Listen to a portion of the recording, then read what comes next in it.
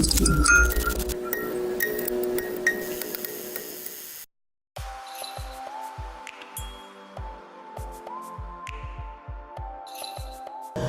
Akamasoa dia natao amin'ny olona sahirana nefa te hivoatra zany dia amin'ny alalan'ny sekoly no afana miady voalohany amin'ilay resaka fahantrana dia miezaka ny amin'izay zay dia ny fomba fanabeazanay ny discipline aloha dia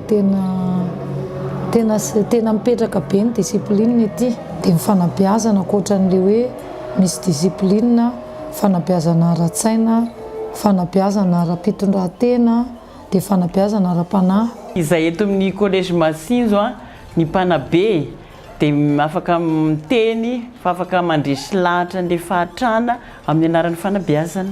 Satria matetika le mpianatra zao zay ohatra hoe tafita tany amin'ny lycée zao no hoe afaka BPC dia tena assurenay fa tena mahavita bac ry zareo.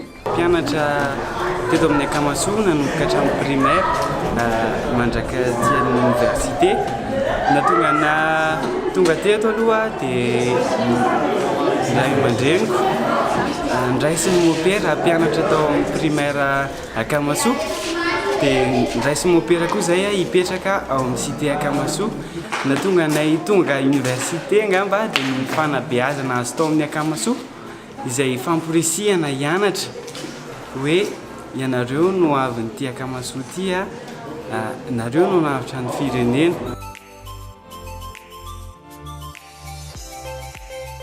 Ny ONG zany matoa misy eo amin'ny toerana anankiray dia an'ilay tantsoka ny atao hoe fanjakana, an'ilay tantsoka ihany koa ireo atao hoe mpiantsehatra rehetrarehetra.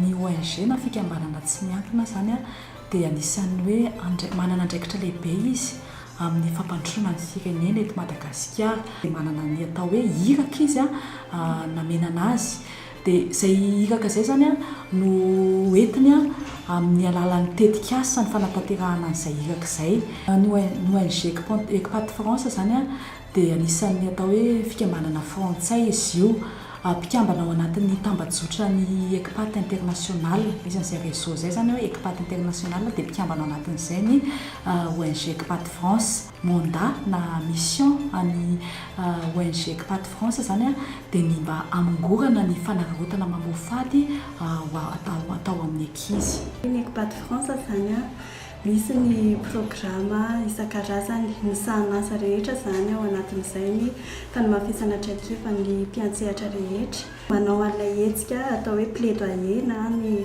haitaky mba ahafahana mitaky ny zon'ny ankizy zany amin'ny fisitrahana ny zon'ny ho lavitry ny fanararaotana mamoafady.